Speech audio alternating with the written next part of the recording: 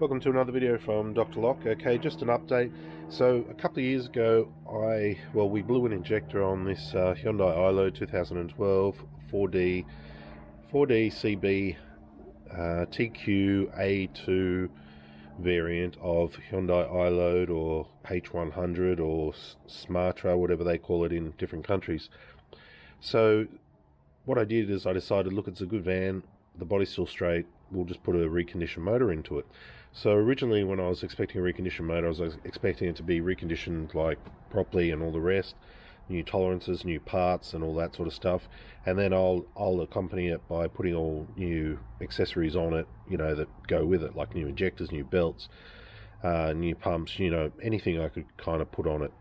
Because I'm not an engine rebuilder, I'm a locksmith by trade, of course there's a few things there that I didn't know about. So, you know, I swapped everything we do know about, like the turbo and the this and the that.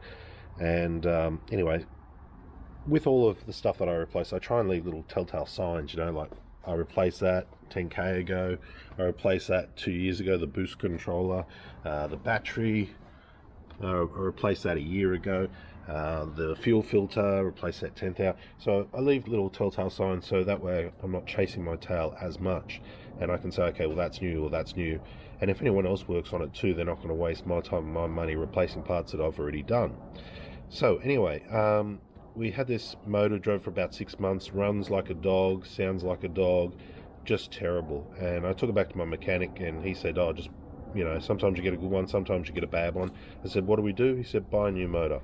And considering this was a Reco motor and we put all these accessories onto it, and it was to the tune of about $18,000, you know, hearing that was just devastating. So anyway, I brought it back, I put in, I pulled it down, found out where the noise was coming from, the timing chain. So we replaced that, all 3 timing chains, and it started sounding good and going okay. We still had a few issues with it, had a strong smell of fuel, and also was blowing out a lot of soot out the back. So I took it to various mechanics and I got various statements of not interested, give us a couple of grand, I'll look at it, all this sort of stuff. So anyway, it's up for rego. So it failed the safety inspection on lower control arms, which is nothing to do with the motor. Let me show you what they look like. These are the lower control arms here. So these big wishbone things, that's where your wheel goes, and that's, you know, left and right. You can see the bushes on them, they're kind of cracked, they're kind of worn. They're the original Hyundai, so they're 260k old. I put in some new ones, got quoted 1,200 for them, plus, and then I just bought the heavy duty ones instead of the crap $200 ones. I bought the $450 heavy duty ones, put them in myself, so it cost me a quarter of the price and I got twice the product installed. Then we got knocked back on the seatbelt, which was okay because I simply just pulled that apart and resprung it, greased it, and look, she works again. Cool. Alright, then the driver reports to me of the car, oh, it is getting harder to start, and yeah, sometimes it doesn't start. And I was like, oh, okay. So anyway, I took it for a drive and he was right. Once it's hot, you turn it off, you got to wait 5-10 minutes for it to start, sometimes less, sometimes more. Anyway, so that had to be addressed. So these are the steps that I've gone through to address that problem, and this is where we're at now. And there's a couple of bits here I could use the advice of some of the people who are watching, who are very knowledgeable on cars somewhat more than me. Alright, so first things first, there's the fuel pump down here, which lives down here, which is really hard to see. Let's see if I can show you where that is. Okay, there it is there. That's terrible. Okay, if you can kind of see it there. So this part right here, that's the fuel pump, and that part I'm touching just there, that's the regulator. So one of the things that can cause too much fuel or too little fuel is the regulator on the back of the fuel pump. The fuel pump is connected to the timing chains at the front. So to pull out that fuel pump, we've got to strip the whole front end, radiators, intercoolers, timing chain cover, take off the timing chain, access the pump, take it out and do that. Anyway, I was able to take out the regulator, swap it out. It's about $200 without it, without doing all of that, you know, just by removing a few things. So that when I did that, instantly I started getting a better result on the black smoke coming out the back. I was getting a lot less, like it was back to almost normal, but it felt a little bit underpowered. One of the other possibilities for the two problems that we still had of the smell of fuel and running rich, and also the intermittent starting error, was the fuel rail sensor, pressure sensor, which lives down the back here. Okay, this one here, and it's a nightmare to get out. So anyway, I replaced it, and where's the one I replaced it with? I replaced it with this one here. I wasn't getting an error before, but I replaced it with RPS115 GOSS, I think it is. So it's an aftermarket place. It didn't screw in all the way, and also when I did have it in, I was getting a high pressure rail error code. I mean, with the original one in, I don't get any high pressure error rail code. So basically I took it out, put the new one in, got the error code, cleared it, tried it a few different times, and then it cleared, and then the next day it came back on again, and then the next day it came back on again. So it seemed like that pressure sensor was saying it was a high pressure problem. Okay, so I put this one back in and it doesn't blow any codes. So the question is it the right sensor? Is that faulty, or is this sensor faulty? We don't know. So I went over the diagnostics, because I had to buy a new diagnostics tool, and I went to check on what the PSI pressure was on the rail, and it was coming up, I think, in bars about 200, and got up to about 15 to 1800 when you're kind of flooring it. So that seemed to be in spec. So to me, if it's not triggering a warning light and it's pushing out that type of pressure, then I think we're in spec. So that's why I've put that rail sensor back in. That's all to basically find out why it's got this intermittent problem, and also making sure that it's running right. Anyway, after doing all of that, still no joy. Because the car lost its programming and the high rail sensor came on, I thought to myself, what are the chances that it could be the car's ECU? That thing on the dash, you see that thing on the dash? Yeah, the car's computer. Sometimes they live around here. In this car, they live in the footwell, and it's a bit of a mungle to get out, but you can get it out. So anyway, I thought to myself, since we're losing programming, that sometimes can be a sign of a corrupted ECU or an intermittent fault with the ECU. So I thought to myself, well, listen, maybe we try an ECU, because an intermittent fault like this could have something to do with it heating up or cooling down. It has happened with a lot of cars where the ECU's in the engine bay. So I thought, okay, let's try that. So $500 later, we got this ECU, and then we have to code it all up. So to start with, you have to neutralize the ECU, then you have to neutralize the Smartra device, which is under the dash as well. That's part of the anti-theft immobilizer. And then you have to add your keys to it. And there's a real trick to doing that. I'll do a separate video on it, because I learned something there as well. All right, so we swapped it out, and sure enough, our problems still remained. So our problems still remained as far as the high pressure sensor, yes, and our problems still remained as far as the intermittent fault of it still having not starting. So even when it was only slightly warm, it'd still do it. So it wasn't the ECU. So I swapped back the ECU to the original one. Now I have a spare ECU, a $500 trophy. I'll sell it off. Maybe somebody else needs it for their car, but you know, I'll probably end up stuck with it. Anyway, so after some more reading and research, we've come up with injectors. Now, I've never pulled injectors before, so once again, I'm learning a lot. Bought a couple of new tools along the way, spoke to a few people, and I managed to get them all out. To be quite honest, nothing like what was on YouTube. These all came out nice and easy. And the reason they came out nice and easy is because I don't think they were fitted correctly. Now, here's my fourth one, the hardest one, and I'm going to pull this out and just show this on camera.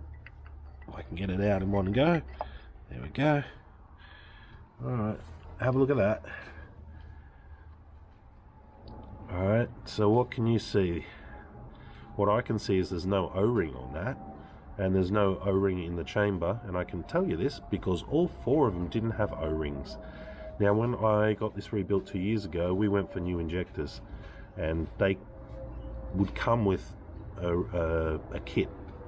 And well, I just bought the kit again, and what that comes with is the washer for down the bottom, it comes with the O-ring, and it also comes with a new bolt. Going over the manual as well, it says to use new pipelines for these as well. All of my pipelines are not new. I can prove it, I can show it to you, but I'm looking at that, and that looks like fuel and oil. Now I know you would get some fuel and oil go down there and sit on top, but I would have expected over time for it to kind of get hard and chunky or creamy. This is all wet and sloppy. So what my thought is that this is pretty much just a happening kind of thing. So you look at that, that's injector number 4. All right, let's just pop that back down again. These are the Delphi injectors. Injector number 3. No O-ring. Doesn't look too bad. Okay. Oh, these are our pipes. Okay. They're not been replaced. So I know this is under a lot of pressure, and the seating looks okay. But my question is, if one of those little particles of rust or crap gets sucked in because this is one turn too little and it's not 100% seating the same way it was, would that not bring debris into here, and would that not jam up the piezoelectric little injector trigger? I think it would. I think it would. And you know, these things don't take much for them to mess up. There's a full bleeding technique, and oh, that one's got the O-ring. Can you see it? Look at that. Looks like an O-ring off a condom. It's nothing like what it should be, black or green. And so out of all of them, we only have an O-ring on one of them. Now these are all new injectors. I paid $850 a piece for these, and I've just pulled them out. And to be honest with you, I'm going to have to send them away and see if they're savable, because I reckon half of my problems is with these injectors, and the intermittent starting issue can be from leaky seats. This car is well known for these leaky seats, where the soot, the seats don't seal, the soot comes into the motor, fills up the oil pickup underneath the car, oil doesn't circulate, things like that. I have started to hear with this car as well that I'm getting a bit of a knock coming from the front, sounding like a loose timing chain. It didn't have that a few thousand K ago, and I know the timing chains aren't loose. You know, so it sounded like a bit of a lubrication issue too, especially on startup. So is there a possibility of contaminants getting into the oil? And I'm saying yes. I mean, I had the oil pan off. I checked the pickup going back 20,000 K when I did the timing chains, or less, and it was actually clean back then. But it also didn't develop this starting issue then either. So in theory, hopefully I've caught this issue in the last 10,000 and it hasn't done too much damage or clogged up my motor too much, because it should still be clean. But I'm going to have to do a full oil clean through it, put cleaner in the oil, run it, dump it, put new stuff, run it, dump it, and then put the fresh stuff in. So it's going to cost me like 3 oil. I just put brand new oil in it just now too, so it's going to cost me like 3 oil changes. So I'm going to have to get my oil in bulk. I also just spent a lot of money putting the new oil pump in this particular motor. The oil pump is located below the sump and under the block, and to get it out you've got to strip the whole car. Let me show you what that looks like. Here it is here. So it's this pan that goes underneath, and that was, we replaced that because we weren't getting enough oil pressure.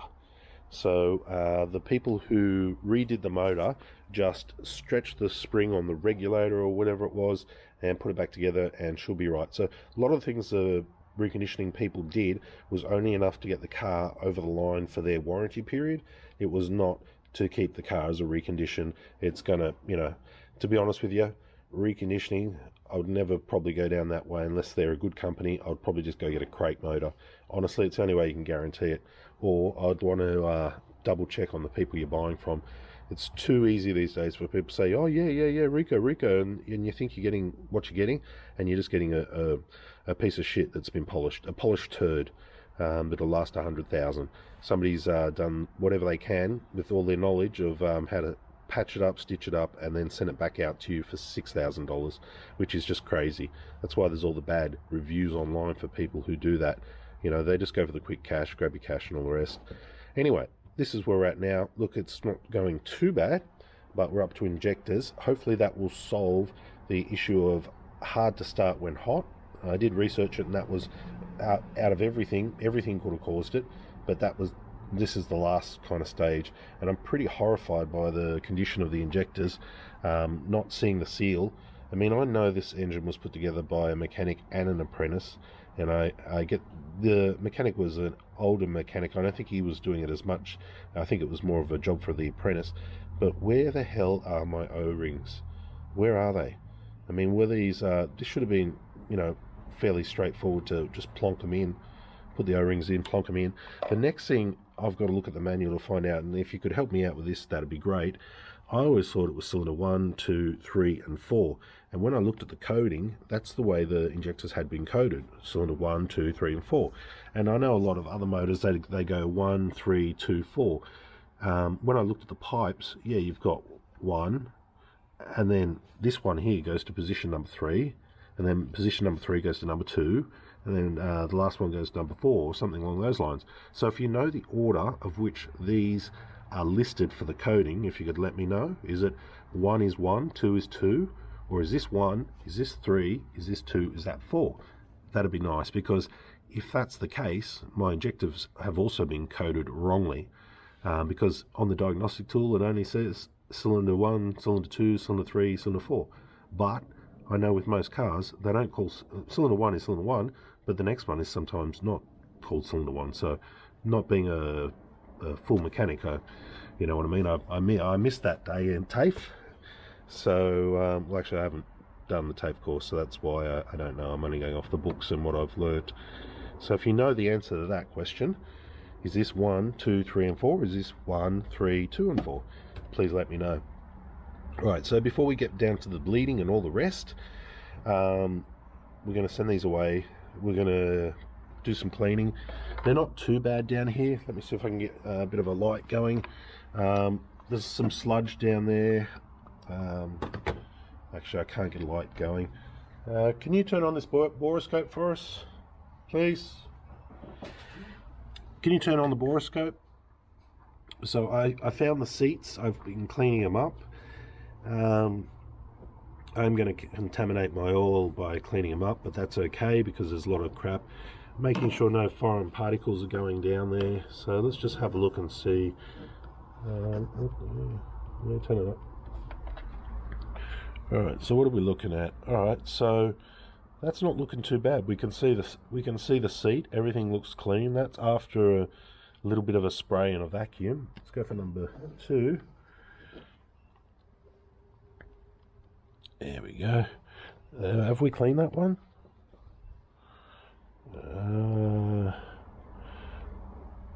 Okay, yeah, see, that's shiny. That looks okay. And that does look like an O-ring down the bottom, but it's definitely not. But that's kind of what we're looking at. So the seat does look shiny there. And by the time we fit these injectors, they'll all look shiny like that. And also, we're putting in new bolts, because the kit comes with new bolts. Do they look like they're new? 60,000? Who knows? Who knows? Wouldn't surprise me if they weren't. In actual fact, when I requested new injectors, it wouldn't surprise me if a second-hand set was found, cleaned, put in, charged $900 and supplied with a second-hand set. Because if you bought new injectors, you probably would have got the injector kit to go with them, with the new O-rings, the new seals, and the new screws. That's what I would assume. But for all 4 of them not to have an O-ring, only to have a new seat, really raises questions. And for all of them to have so much muck around them, I'm not an injector person, but they don't look great to me. I mean, looks like soot's kind of going both ways, and it looks like I'm getting fuel in in the oil from it. I definitely feel that. I mean, that could just be the old bolts, you know, not using the new bolts could have done that. Who knows? Anyway, that's my documentary on iLoad repairs. And looking back, and I've come to this conclusion: was it worth rebuilding this motor? No, not unless you're retired. For a work van, no. I mean, I've learnt a lot from it, but no, I would have been better off just buying another LDV and running it for 5 years and throwing it away. Somebody in the comments said that, and that would have been the most smartest thing to do.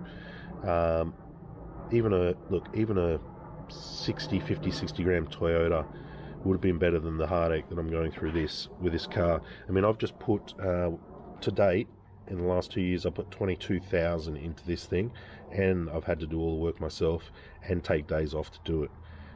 So the time, the money, look, if I had sold this, patched it up and sold it, got 20, put my other 20 into it, I'd only be 20 out or 15 out, 18 out of a brand new Toyota. So no, it was not worth it. And seems like every service that I go to, and all the help and the mechanics and all the rest, seems like I'm not really getting what I'm paying for. That's why I'm pushed to have to do it myself, because, you know, there's a lot of smoke and mirrors sometimes, and they just take your money and you're left with the results. So yeah, should have bit the bullet and gone for a new car rather than do this. So that's my lesson learned. Hope you learned something from it. Leave it down in the comments if you've had similar, or if you've had that intermittent starting issue and you found it to be something else. Let me know, because I'll tell you what, I've done just about everything on this car. If you've got something else it might be, let me know and I'll do that too, because I'd like to solve it rather than have it continue. Oh, relays too. I checked all the relays. Glow relay, fuel pump relay. Oh, I forgot to tell you too. Another thing that can start intermittent issues is the fuel pump, the sender unit, located in the back here. So we replaced that too. That got done. A couple of $100. It lives under here, under this plate here. The sender unit goes into the fuel tank and sends the diesel to the front. Some of the lines as well, we checked them in and out. Oh, fuel filter too, did that as well. Checked all the lines, checked everything I possibly could, and still we have this issue. But now I'm counting on the injectors, and now looking at these injectors and what type of condition they're in and all the rest, I'm pretty horrified, and I'm kind of glad we did find it, because there's no way that running it like that would have been a good idea. And also the amount of crap that's on the lines, we don't know. One little contaminant stuff up the injector. I mean, they're under high pressure, so I don't think they've got much tolerance for any crap going through them. I don't think they've got any. So the fuel has to be perfect, system has to be perfect, otherwise it's just problems. So let me know in the comments what you think of Hyundai iLoad disaster. Well, it's not as a disaster. I'll get it over the line, and I'll get it good, and we'll use it for a couple more years. But it was the harder way to go. And if I had to rely on a local mechanic or something, you know, we'd be up to 30 grand easy, and we would still be in the same position we're in. Old car with this, what's going to go next? Somebody said it best on in the comments: after the warranty period, dump it, because if not, you're going to be a firefighter just chasing fire after fire. And it has seemed like that. I mean, we've gone through air conditioning, we've gone through alternator, starter motor. No, we haven't. But yeah, we've put new turbo on it. You name it, we've just about done it. And then what will kind of happen next, you know? So probably should have gone for a new car. Would have been the smarter option. That's the Hyundai iLoad update. Thanks for watching.